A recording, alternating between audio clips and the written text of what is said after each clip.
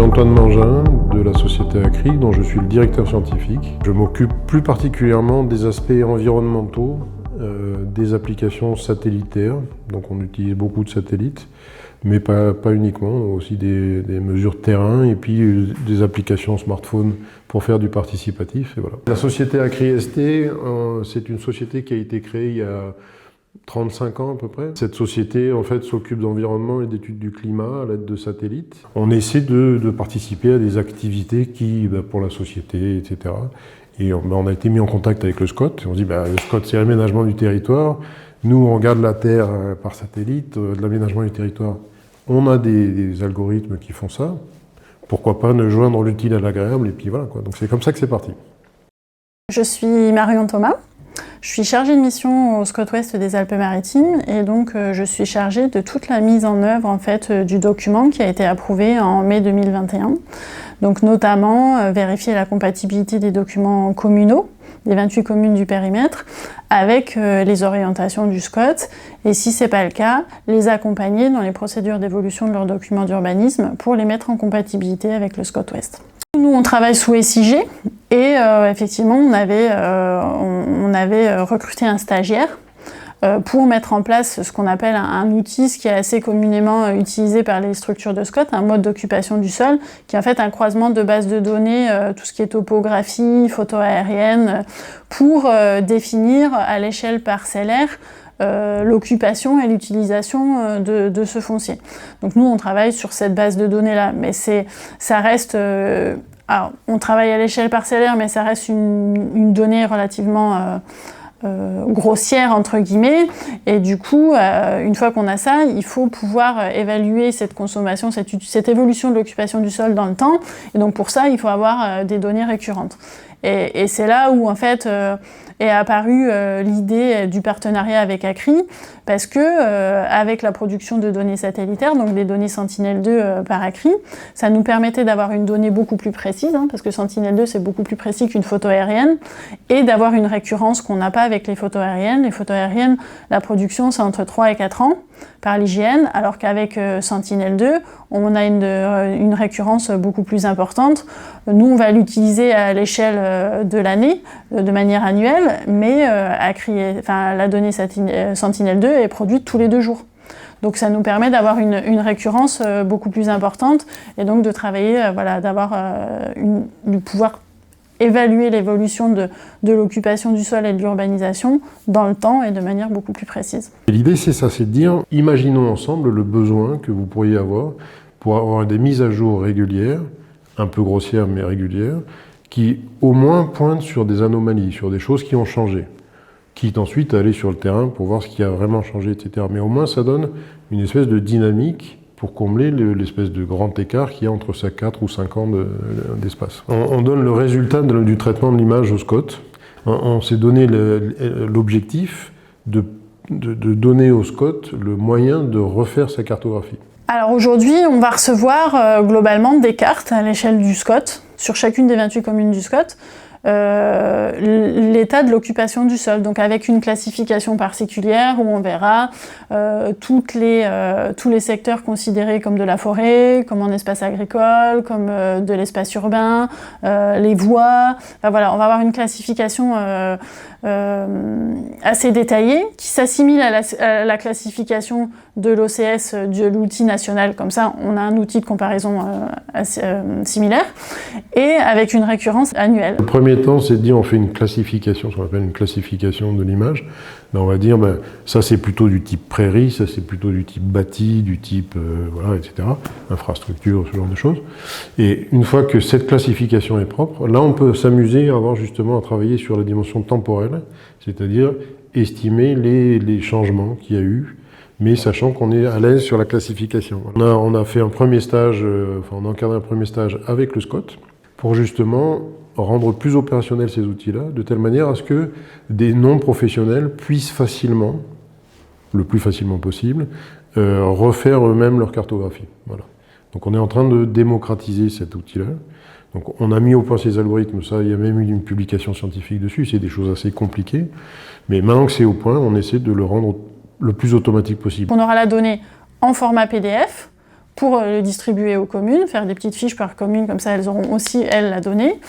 Et nous, en données SIG, qu'on va pouvoir utiliser sur notre outil quotidien de SIG, quand moi je fais les analyses par rapport aux documents d'urbanisme des communes, ou quand on est saisi, ce qui nous arrive aussi au cas par cas sur il y a tel ou tel projet, comment ça se situe, au SCOT, c'est quoi l'occupation du sol, enfin voilà comment on fait. Donc on va prendre, sur un mois, on va prendre 4 images, et puis on va comparer les résultats de classification pour voir quelle est la qualité de cette classification.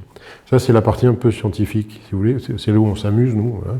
On qualifie nos algorithmes, et une fois qu'on est ça et qu'on s'est rassuré là-dessus, eh ben à ce moment-là, on va travailler dans le temps et dire je fais ça tous les 6 mois, par exemple. Je prends 4 images tous les 6 mois, et à ce moment-là, je vois les évolutions. Ça nous permettait aussi en fait d'avoir un outil de comparaison avec l'outil qui est produit par l'État.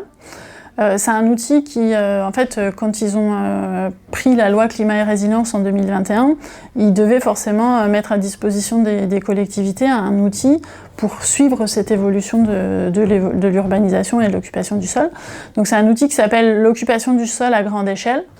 On l'appelle OCS-GE. C'est un outil produit par l'IGN sur la base d'intelligence artificielle et qui croise ce même type, comme un MOS mais à très grande échelle, à l'échelle nationale. Fait par intelligence artificielle. Et en fait, quand les collectivités étaient associées aux boucles de correction de cette donnée produite par l'IA, et on s'est rendu compte que sur notre périmètre, on avait quand même un certain nombre d'erreurs sur lesquelles on n'avait pas la main et qui pouvaient poser problème en fait dans l'évolution en fait de l'analyse qu'on allait porter, parce que si de base on avait une donnée fausse, après, l'erreur se perpétuait et on n'avait pas la main sur la correction. Donc, c'est aussi un des intérêts de travailler avec la donnée satellitaire et de travailler avec ACRI, c'est d'avoir une donnée de manière plus fine et d'échelle comparable avec à l'OCS, avec une récurrence à peu près équivalente à celle de l'OCS, et du coup d'avoir une échelle de comparaison et de venir discuter avec l'État, s'ils nous opposaient leurs données, de dire nous on a fait notre propre vérification, nous on vous montre que en fait dans la réalité c'est pas ça quoi. L'année dernière on a proposé un premier stage complètement piloté par ACRI, mais sur le périmètre dont le périmètre d'étude était l'échelle du SCOT, pour effectivement commencer à mettre en place cet outil de travail qui, in fine, reviendra au SCOT.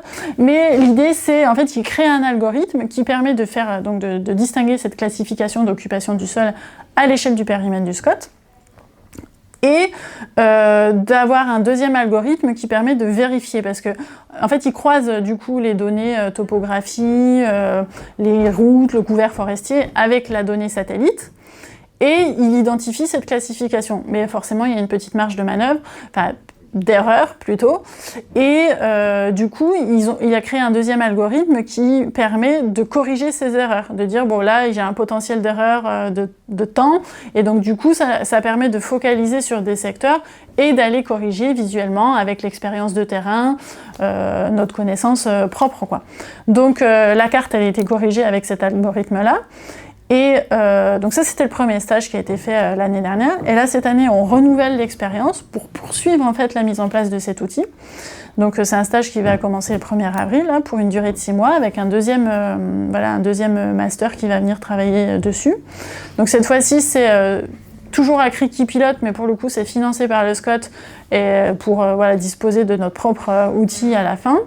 Et donc là, il va poursuivre le travail en affinant encore un peu plus la donnée, mais surtout en travaillant sur la récurrence cette fois-ci. Parce que là, aujourd'hui, on a eu les cartos à l'instant T. Maintenant, on va travailler sur la récurrence qu'on a identifiée annuellement, parce que l'évolution de l'urbanisation, ça se fait pas tous les 2 jours, il n'y avait pas d'intérêt.